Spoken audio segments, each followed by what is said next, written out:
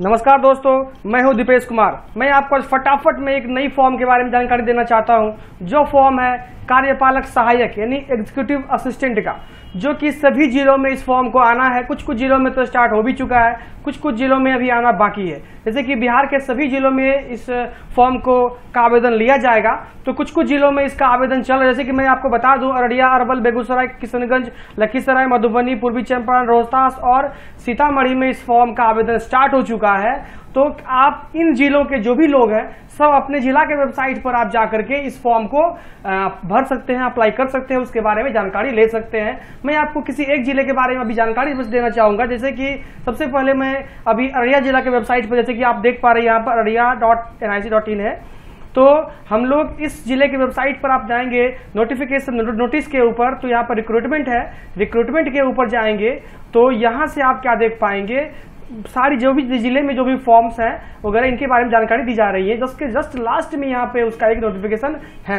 तो मैं आज बात करने वाला हूँ इस फॉर्म के बारे में, तो प्लीज इस वीडियो को लास्ट तक देखते रहें, क्योंकि यह वीडियो खास करके उनके लिए बहुत लाभप्रद होने वाला है जो कि कंप्यूटर का नॉलेज रखने वाले, कंप्यूटर का कोर्स कर चुके हैं और टाइपिंग पर जिनका फुल कमांड है, जो कि हिंदी इंग्लिश तक का टाइपिंग जानते हैं। और इसमें एग्जामिनेशन भी होती है, लेकिन एग्जामिनेशन सिर्फ औपचारिकताएं हैं, बिल्कुल आसान है इसका एग्जामिनेशन, बेस्ड इसका टाइपिंग है और टाइपिंग फील्ड के लोग इसको आराम से हासिल कर सकते हैं इस जॉब को। तो हम इस वीडियो में आज यही बताने जाने वाले हैं कि इस फॉर्म को भरना कैसे है, इनके कितनी एलिजिबिलिटी होनी चाहिए, हाई इसका जो है एज क्या होना चाहिए, क्वालिफिकेशन क्या होना चाहिए, कितने खर्च पड़ेंगे आपको, कैसे कैसे फिल करेंगे, इन सभी जानकारी के बारे में इस वीडियो में आपको बताने जाने वाला हूं।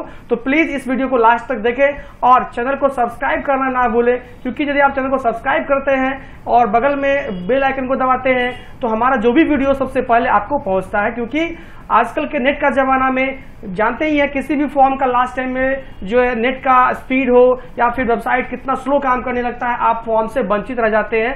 तो नोटिफिकेशन यदि आपको फटाफट टाइमली मिल जाएगी तो उस फॉर्म को नियरेस्ट कैफे में या फिर खुद से भी लैपटॉप से, मोबाइल से आप भर सकते हैं इस फॉर्म को। तो चलिए स्टार्ट करते हैं हमारा ये वीडियो। और वीडियो स्टार्ट करने से पहले मैं आपको फिर से बता दूं, चैनल को सब्सक्राइब करना ना भूलें। तो चलिए आप अपने अपने जिले के वेबसाइट पर जाकर के लॉगिन करें और वहां पर नोटिस में जो रिक्रूटमेंट है उसमें आप एंटर करें। नहीं तो अररिया जिला की वेबसाइट से ही आप लॉगिन करें, कोई दिक्कत नहीं है, वहां से भी आपको सभी जिले का लिंक वहां से मिल जाएगा।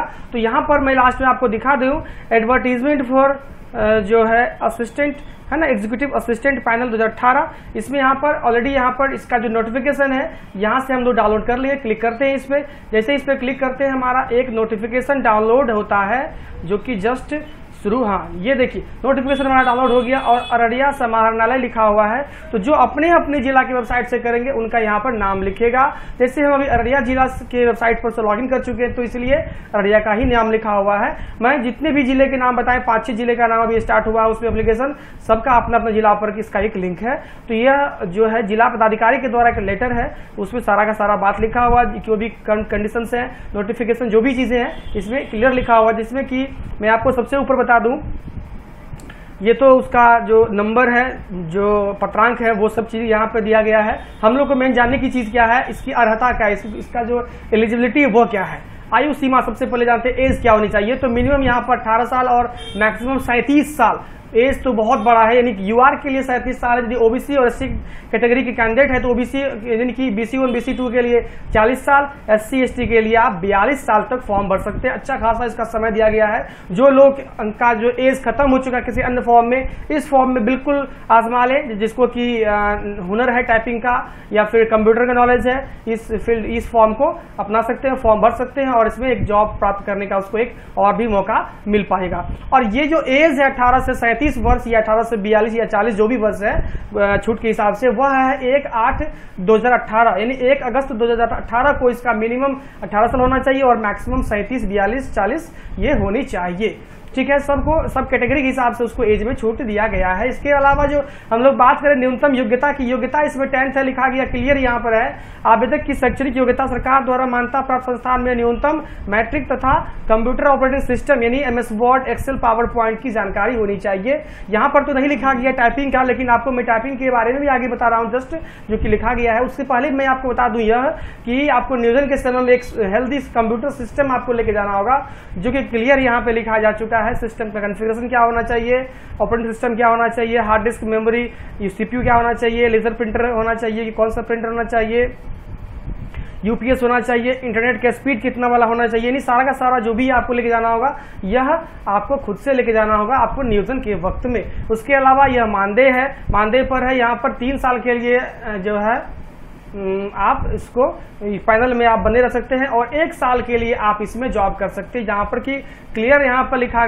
जा चुका है कि नियोजन अस्थायी रूप से 1 वर्ष के लिए होगी तथा ग्राम पंचायत कार्यालयों के लिए मानदेय के आधार पर 31/3/2020 तक के लिए ये होगा एवं आवश्यकता अनुसार तथा सेवा संतुष्टि के आधार पर इसे बढ़ाई जा सकती है। यानी 3 साल के लिए आप पैनल में बने रहेंगे और यदि आपका लिस्ट में नाम है, आपको प्लेसमेंट नहीं भी मिला है तो आप वेटिंग में है, 3 साल तक के भीतर कहीं भी आपको कभी भी सरकार अपने विभाग में काम के लिए बुला सकती है आपको। यानी कि 1 साल के लिए यह आपको रखेगी सर्विस में। यदि आपका बिहेव बढ़िया है, आपका कार्य अच्छा है, कार्य संतुष्ट यहाँ पर क्लियर लिखा गया है, आवश्यकता अनुसार तथा सेवा संतुष्टि के आधार पर बढ़ाई सकती है। यानी कि यदि आपका सेवा से संतुष्ट होगी सरकार तो आपका इसका जो ड्यूटी ईयर है वो आपको बढ़ाया भी जाएगा। और क्लियर यहाँ पर लिखा गया कि पैनल प्रकाशन की तिथि से 3 वर्ष तक होगी, यानी कि पैनल का जो वैधता है इसका 3 वर्ष तक होगी। इसके अलावा मैं आपको बता दूं चयन का अधिकार जो यहाँ चयन का आधार जो यहाँ पर लिखाया जा चुका है,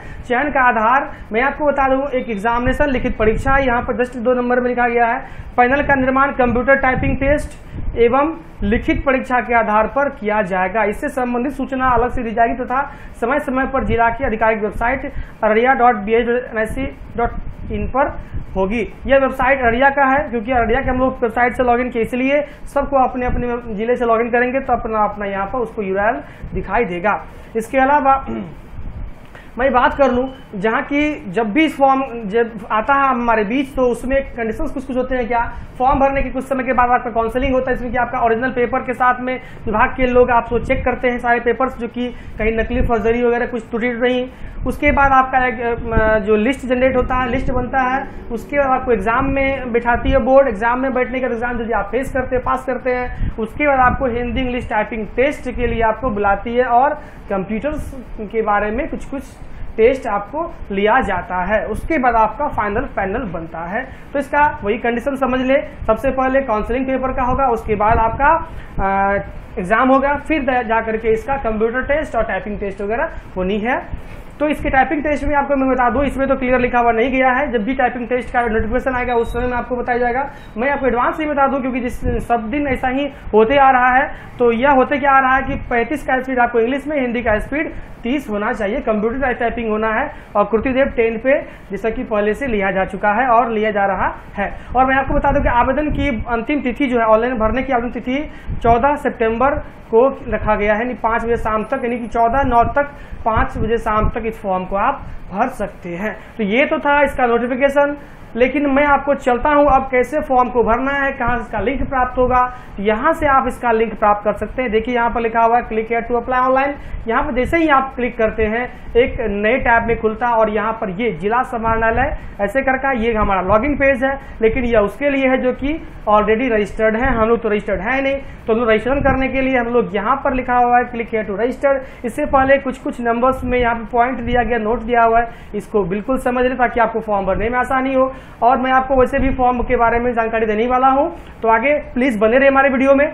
चलिए क्लिक करते हैं क्लिक हियर टू रजिस्टर्ड। जैसे ही क्लिक करते हैं रजिस्टर्ड पर के ऊपर तो हमारा एक नया टैब खुल के आता है, यह यहाँ पर है, यह है रजिस्ट्रेशन फॉर्म। यहाँ पे देखिए आप पा रहे हैं। तो यहाँ पर सबसे फर्स्ट चीज है एजुकेशन असिस्टेंट हम लोग चुन लेते हैं क्योंकि एक ही तरह का पोस्ट अभी अप्लाई हो रहा है। उसके अलावा है कि अप्लाई डिस्ट्रिक्ट, जिस डिस्ट्रिक्ट के लिए अप्लाई कर रहे हैं यहाँ पे आपको जो 6, 7, 8 जो डिस्ट्रिक्ट आपको दिख रहा है, अररिया, अरवल, बेगूसराय, किशनगंज, जिससे आपको भरनी, जिस जिले के लोग हैं आप जहाँ पे आपको भरनी है वहाँ के आप जिला को सेलेक्ट कर लेंगे। हम भी चुनते हैं अररिया जिला। इसके अलावा इसी प्रकार के और सभी जानकारी जो भी इसमें है सबको हम लोग चुनेंगे, सबको हम लोग फॉरेन, जैसे कि हिंदी में इंग्लिश में नाम दिया गया है। कुछ लोगों को दिक्कत होगा कि हिंदी में नाम लिखने में कैसे लिखेंगे, हम लोग आता नहीं है, लेकिन प्लीज इसमें आप नाम लिखने की कोई दिक्कत नहीं। जैसे कि हम लोग यहाँ पे लिखते हैं अमर कुमार, AMAR, अमर जैसे लिखते हैं स्पेस करते हैं, आपको इसमें हिंदी में ही लिख देता है। जैसे KUMAR लिखते हैं, स्पेस करते हैं तो कुमार लिख देता है, तो बहुत बड़ी चीज़ नहीं है। आप लोग बिल्कुल इस फॉर्म को खुद से ही भर सकते हैं। पापा का नाम है, डेट ऑफ बर्थ वगैरह है, जनरल कैटेगरी है, ईमेल, मोबाइल नंबर, और याद रखिए आपका खुद का ईमेल होना चाहिए और एक ईमेल पे एक ही फॉर्म होगा। दूसरे ईमेल पर प्रयास ना करें, खुद का ईमेल, खुद का मोबाइल नंबर दे, ताकि जो भी नोटिफिकेशन, जो भी सूचनाएं आएगी वो खुद को आएगी। और एक्टिव मोबाइल नंबर और एक्टिव ईमेल आईडी होनी चाहिए। यहाँ पर पासवर्ड खुद से आप रख ले, जो भी आपको मने रखने का। पासवर्ड का जो रखने का जो कुछ कंडीशंस है, इसमें आपको अल्फाबेट, सिंबल और नंबर्स तीनों मिला करके आपको पासवर्ड रखनी है। जैसे कि अमर @123, फॉरबिसगंज @123, कुछ भी तीनों चीज इसमें मिला होना चाहिए। और कैप्चा भर के जैसे ही आप रजिस्टर करते हैं तो आपका फॉर्म रजिस्ट्रेशन हो पाता है। जैसे कि मैं आपको दिखा दे रहा हूं, इस फॉर्म को मैंने भरा है, यह वही रजिस्ट्रेशन पेज है। इस फॉर्म को कंप्लीट भरने के बाद आपको जस्ट इस तरह का पेज आपको आएगा, जहां कि आपका यूजर आईडी यहाँ पर दिख रहा है और यहाँ पर पासवर्ड दिख रहा है। इसको आप प्रिंट कर ले, नोट कर ले, और नोट करने के बाद उसको प्रिंट करने के बाद वही यूजर आईडी और पासवर्ड से आप रजिस्ट्रेशन फॉर्म पे पेज पे फिर आएंगे, जहां कि आपको लॉगिन करना है। यहाँ पर क्लिक करेंगे जिला पे, यहाँ पे आप यूजर आईडी यहाँ पर देंगे और यहाँ पर पासवर्ड देंगे, यहाँ कैप्चा देंगे और लॉगिन कर जाएंगे। जैसे ही आप लॉगिन करते हैं, जैसे ही सारा चीज फिल करके लॉगिन कर जाते हैं, आपको इसके आगे फॉर्म लेके जाते हैं और आपको इस तरह का पेज खुल जाता है,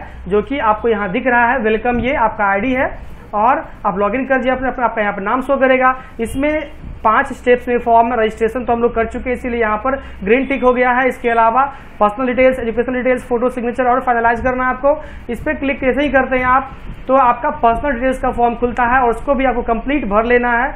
उसके बाद फिर उससे आप बाहर आते हैं और आप नेक्स्ट एजुकेशनल क्वालिफिकेशन में जाते हैं, वहां पर आप कंप्लीट भर लेते हैं। इसमें सारे बोर्ड्स का नाम लिखना है, किस बोर्ड से आप पास, इसमें किस स्कूल कॉलेज से पास किए हैं, यहाँ पर कौन सा आपका स्ट्रीम है, कौन सा ईयर में पास किए, और फुल मार्क्स, टोटल मार्क्स कितना है, कितना परसेंटेज है। और यहाँ पर कंप्यूटर के नॉलेज को टिक करना ना भूले, क्योंकि यह जरूरी है। कंप्यूटर का नॉलेज यदि नहीं होगा तो आप इस फॉर्म में शामिल नहीं हो पाएंगे। करने को जैसे ही सेव नेक्स्ट पे क्लिक करते हैं, आपको इसका स्टेप आता है। फिर फोटो सिग्नेचर का, यहाँ पर आप फोटो डालेंगे। फोटो का साइज 50 KB से कम होना चाहिए, 200 से 230 का पिक्सल का होना चाहिए, और साइन का जो साइज होना चाहिए वो 20 KB से अंदर का होना चाहिए। आप स्कैन कर ले प्रिंटर से, स्कैन करने के बाद उसको आप क्रॉप करें, मेंटेन कर लें साइज को, फिर इसमें अपलोड करें। करने के बाद जैसे ही आप नेक्स्ट करते हैं, आपका फॉर्म में किस तरह का पिक्चर आएगा, किस तरह का आएगा, आपका रिव्यू आया है फॉर्म का, वो भी आप देख पाएंगे। जैसे कि मैं इसका यहाँ पर देख पा रहे हैं कि इस तरह से फोटो, इस तरह से फॉर्म आ जाएगा।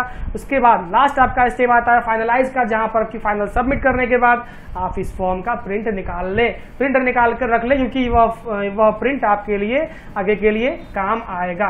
तो आशा करता हूं दोस्तों कि यह वीडियो आपके लिए बेहद पसंद आया होगा और बहुत ही मददगार साबित हुआ होगा। इस फॉर्म में कोई फी नहीं है, कोई टेंशन नहीं है, आपको कहीं जाना भी नहीं है, घर बैठे ही अपने लैपटॉप मोबाइल से भी कर सकते हैं। यदि आपको ज्यादा समझ नहीं आती, दिक्कत हो रही है, या तो हमें कमेंट करें, या नहीं तो किसी नजदीकी कैफे में जाकर के इस फॉर्म को फिल करवा ले। धन्यवाद। जय हिंद, जय भारत। एक बार फिर से गुजारिश करूंगा कि मेरे चैनल को सब्सक्राइब जरूर करें और बेल आइकन पर जरूर क्लिक करें, ताकि मेरे वीडियो को सबसे पहले आप देख पाएं और समय से समय आप फॉर्म को भर सके। जय हिंद, जय भारत।